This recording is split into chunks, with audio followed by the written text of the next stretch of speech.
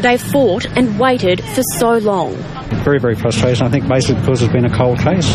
They took my best friend away from me. Debbie was older than me. Debbie was 13, so they were quite close.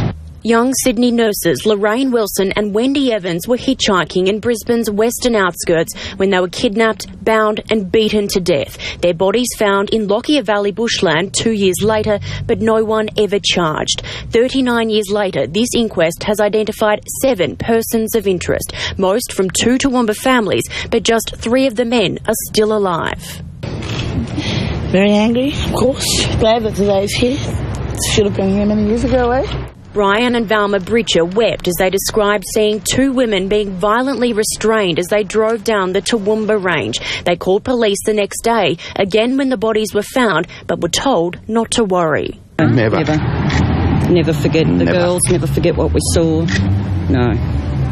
Senior Detective Paul Rouge, who joined the investigation more than a decade later, was astounded at the lack of inquiry, saying, if Wayne Hilton had have been alive, I would definitely have sufficient evidence that I would have arrested him for the murders.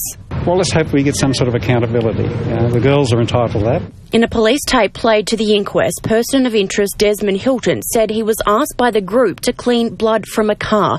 They'd boasted about giving 2 girls a hiding, but he didn't think anyone was murdered. A policeman said he heard screams so blood-curdling the hairs on his neck stood up.